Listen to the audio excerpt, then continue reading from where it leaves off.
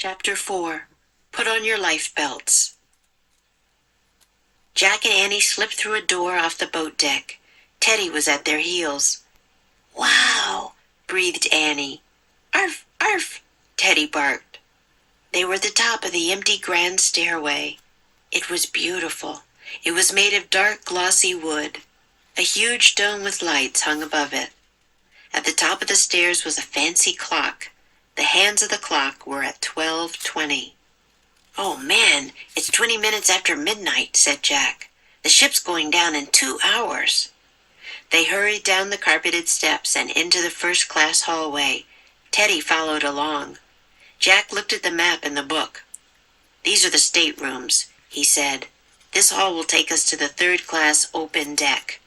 "Hey, look," said Annie. "The floor's slanting down." Jack caught his breath. She was right. "That means the front of the ship is already sinking," he said. Just then a man in a white uniform came down the hall. He knocked on the doors. "Put on your life belts at once and come up to the boat deck," he called. Men and women stumbled out of their rooms. They wore elegant robes made of shiny cloth and velvet. "What's going on?" a woman asked. "There's been a little accident," the man in the uniform said cheerfully. "Oh, how silly," said the woman. "It's not silly," said Annie. "Do what he says."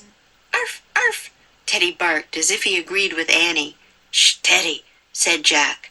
He picked up the little dog. Then he and Annie hurried down the hall. They crossed the third-class open deck, where more people were standing. These people were not dressed in fancy clothes. They mostly wore plain dark coats. They didn't seem worried either. They were all joking and laughing. Jack and Annie slipped through the crowd. They went into a big smoky room. 4 men were playing cards. A woman played the piano. A young couple danced to the music. "Put on your life belts and go up to the boat deck," Annie shouted. The people looked at Annie in surprise. The card players smiled at her. She opened her mouth to yell again, but Jack pulled her out the door. "Come on," he said. "We have to get down to the third-class cabins before it's too late." They hurried down another hall. Then they climbed down another stairway. Jack carried Teddy the whole way. At the bottom of the stairs, they rounded a corner, and they both gasped. The floor was really slanting down here, and water sloshed at the end of a hallway.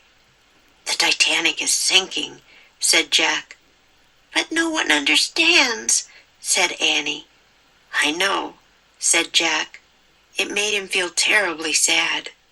Teddy whined. Jack buried his face in the little dog's fur.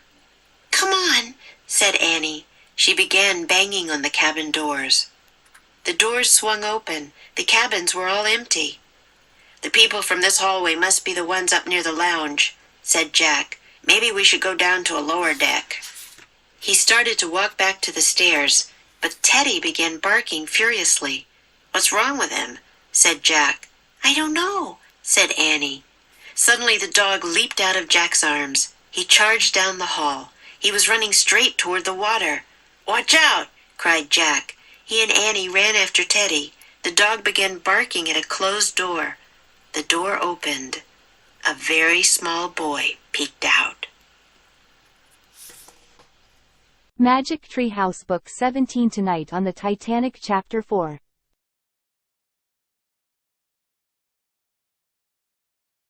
Made of. It was made of dark, glossy wood.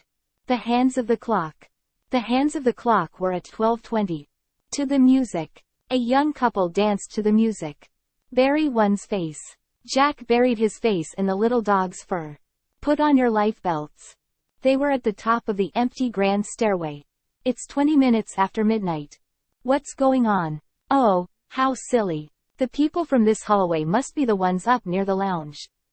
What's wrong with him? Practice makes perfect. Just be yourself and all will be well.